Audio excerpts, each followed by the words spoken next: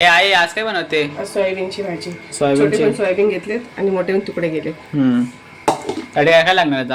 आता पहिला आपण तेल टाकून घेऊ. तेल टाकायचे किती माप? आहे ना.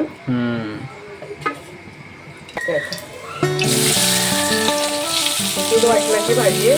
फक्त कांदा टोमॅटो मसाला हळद मिठाची साध्यामध्ये.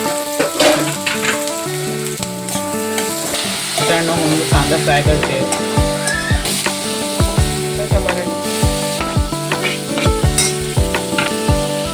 मिरची टाकलं. एक चमचा लाल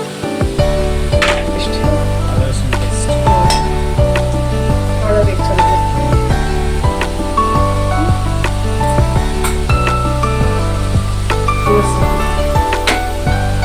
जरा भाजी जास्त आहे ना, 2 चमचे. कांदा टोमॅटो फक्त केली होती ग्रेव्ही, त्यात आतूची पेस्ट टाकली होती. तरी तो किती मसाला मिळून आलाय बघा.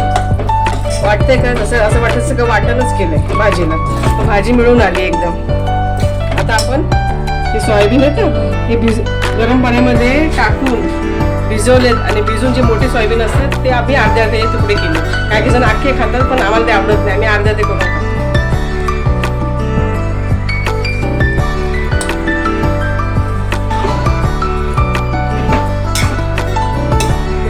गॅस फास्ट ठेवायचा आणि पूर्ण भाजीला मसाला लागला पाहिजे ना.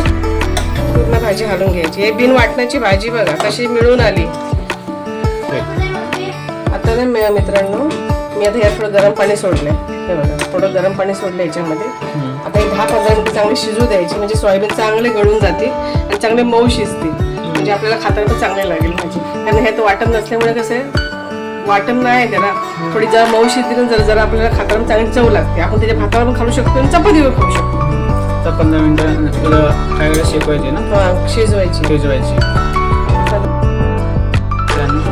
कड पण आलाय.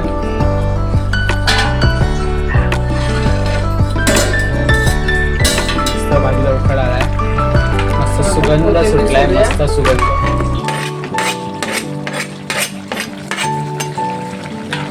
आपली 10 मिनिटात भाजी तयार झाली आहे. खूप मस्त सुगंध सुटलाय भाजीला. थोडी ओलसरच ठेवली ही भाजी.